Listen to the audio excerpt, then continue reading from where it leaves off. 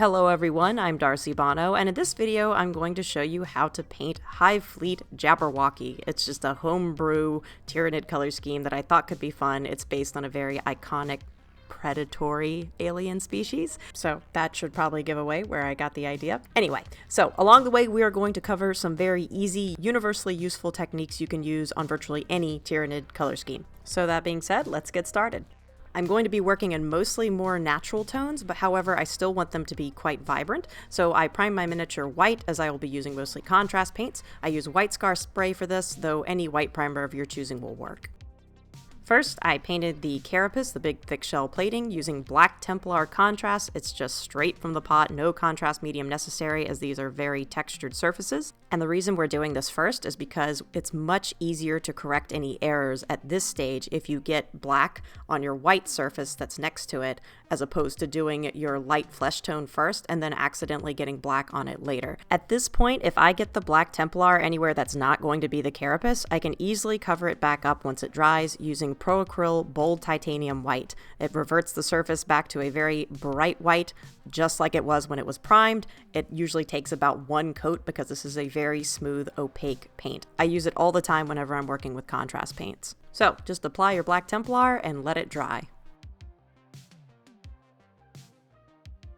We'll be adding a bit more detail to the carapace and claws later, but for now we are going to continue on to the skin and use Skeleton Horde contrast to lay the foundation down for what will be a kind of mottled mossy green. So I'm applying this everywhere, all over the skin, and that's pretty much it. This is just Skeleton Horde straight from the pot, really nothing to it. I'm also applying this anywhere that's going to be a bone surface.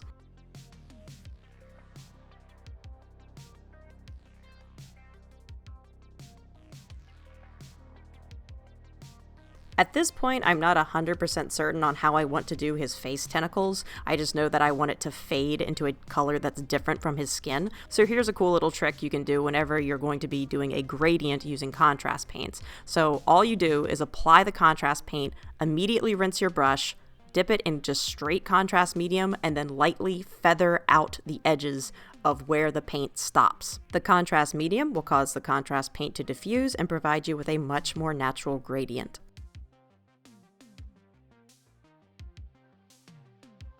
Once the paint has completely dried, it'll look something like this. I then went through and dry brushed using Wraithbone and a round-tipped dry brush. In this case, it's in Series D by artist OPUS. I believe this is their small size, but later you'll see that I also will use a small makeup brush. I'm in the process of comparing them, how I like to use them, so you'll see both in this video. But I'm using Wraithbone just to lighten a few areas to create a little bit of color variation for the next step.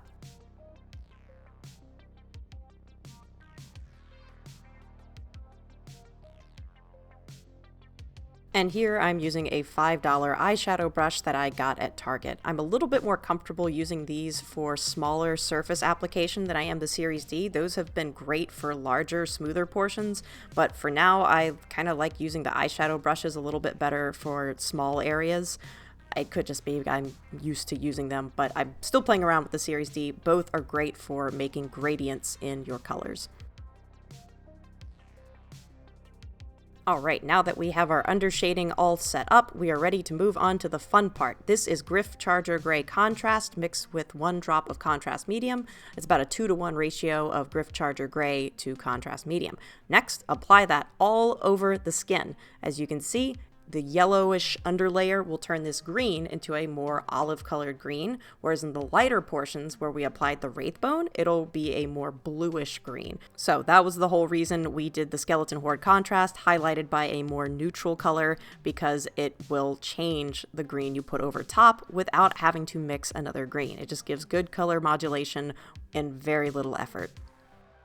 And here's an even better shot of what I'm talking about. This is Gryph-Charger Gray, same mixture, very yellow-green right now when put over Skeleton Horde, and then there it is over the Wraithbone dry brushed, muted gray-green. This is a great reptilian color scheme done without actually having to mix another green. So even though the tail is kind of a long, smooth part, I'm not really doing anything different because I'm going to be adding markings to this later, so it's okay if it looks splotchy. I'm not being very careful with this. So just smooth the Gryph-Charger Gray all over where the skin is going to be, anywhere that you want to remain kind of yellowish, I'm going to be doing kind of a yellow underbelly on this. Do the exact same thing that I did for the face tentacles. Just rinse your brush and then feather it out on the edges here. That's it, just like this.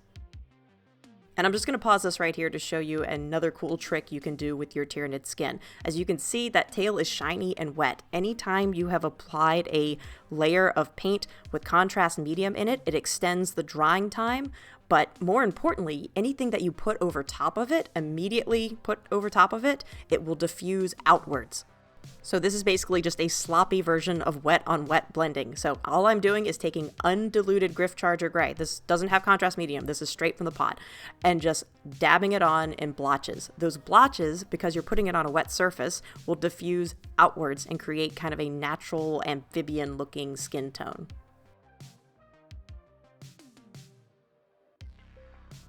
While I wait for this tail to dry, I'm going to paint the inner joints of this thing. So all I'm doing is applying Carroburg Crimson straight from the pot. It's just a pinkish burgundy shade coat. Any kind of pink or burgundy will really work. It's just Carroburg Crimson's what I have on hand. Magos Purple, very watered down Vulpes Pink. Basically a pink shade over top of a tan yellow will give you a gross kind of organ color. So we're just doing this on all the fleshy bits.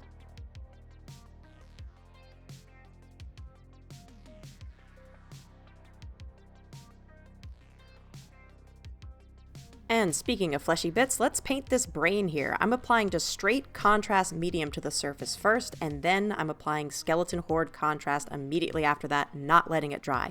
The reason I'm doing it this way is because the medium causes the Skeleton Horde to diffuse into the recesses more rather than sitting on top of it. I want the recesses more saturated than the raised portions. And in all honesty, the only reason I'm doing this now is because I wasn't sure what color I wanted the brain to be, so otherwise I could have just done this step when I did the original Skeleton Horde contrast all over the flesh. So it was just indecision. And speaking of indecision, my god, these face tentacles. I finally decided that I was just going to do the flesh tone that I'd been using, applying Gryph-Charger Gray over top of the Skeleton Horde, just kind of bringing that down instead of doing the whole tentacle a fleshy pinkish purple like you see on some of the box art. So this is just the same Gryph-Charger Gray, feathered out here and there at the edges to create a transition. Now this is where we really go off the rails, because I changed my mind about 800 times in this process, but I'm going to try and make this as coherent as I can. This is Vulpes Pink in contrast medium in a 2-to-1 ratio, applied to the tips, and then feathered out. So I wanted kind of a pinkish tone at the end. I didn't want it quite as fleshy as the rest of this, but you'll see that I changed my mind just because it doesn't look quite right. But this was where my head was originally, was having like kind of pink tips at the end with diluted Vulpes Pink. While I waited for the tips of the face tentacles to dry, I applied Carroburg Crimson over the Skeleton Horde contrast on the brain surface to get this nice internal organ color. And I really wasn't liking that pink on the edges, so I turned it more to a red using Guilliman Flesh over top of the pink, and then kind of feathered it out a little bit, just half-heartedly. I was getting kind of frustrated at this point, so that is how I changed the tentacles from pink to more of a bloody red by applying Guilliman Flesh over top of the pink. Alright, back to the easy stuff. To take care of the fangs and bony portions, I applied a mixture of Skeleton Horde contrast and Basilicanum Gray mixed in about a 3-to-1 ratio. If you want it to look more yellow, use more Skeleton Horde. If you want more kind of a grayish brown, you can use more Basilicanum Gray. But generally, a 3-to-1 ratio of that will give you a nice yellowed tooth color. So I'm applying that here to the fangs, as well as more of the bony portions. One final neat trick you can use on your Tyranids to give them a speckled pattern on their skin. As you can see here, I've done it on my Kroot as well. It's a very easy technique. All you have to do is take a piece of sponge. It doesn't have to be any kind of special sponge, just a crappy sponge. I get mine from Hobby Lobby for like $2 for a pack of 4. Dip it in the paint. This is Gryph-Charger Gray, same thing we've been using, and then immediately blotch it onto a piece of paper or the back of your hand, just another surface that's not your miniature, so you know what your pattern is going to look like and it's not just one big blotch. Then, once you've got the speckled pattern, apply it to your miniature. That's it. You can kind of also rotate your hand as you do it, so it's not just the same pattern over and over. But otherwise, there's really not much to this. Just sponge the paint on and it gives you a speckled pattern. And to create a more intense speckled pattern like what you see here on the tail, all I did was do it in layers. Apply the speckling in one layer, let it dry, and then just repeat the process again. This guy's basically done, but I did go back in and adjust a few things. I did add a layer of Druuchi Violet to the brain just for a little bit of color saturation. And once that dried, I did go back in with a gloss varnish to make it look wet and squishy.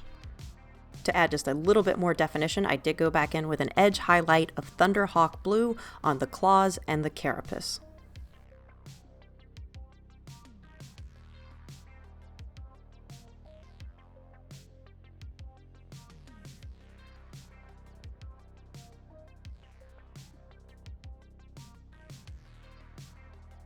This video was sponsored by ArmyBox, the makers of the ArmyBox Air Tactical. Transport your miniatures in style and safety on 3 magnetized trays, because when it comes to wargaming, the only thing that should be broken is the enemy line. So that is how I painted my Hivefleet Jabberwocky Neurolictor. If you'd like to see the tutorial for how I did a similar base for this miniature, that should be showing up in the suggested videos. It's also in the video description. I hope you learned something new today and can apply these techniques to your own miniatures. If you enjoyed this video, make sure to like and subscribe, as it definitely helps the channel and pleases the algorithm gods. If you really enjoyed it, you can click the super thanks button or my Ko-fi link to drop a tip in my tip jar. Or if you'd like to treat yourself as well as support the channel, you can purchase something from any of the hobby affiliate links in the video description. So thanks very much for joining me, and until we meet again, happy painting everyone!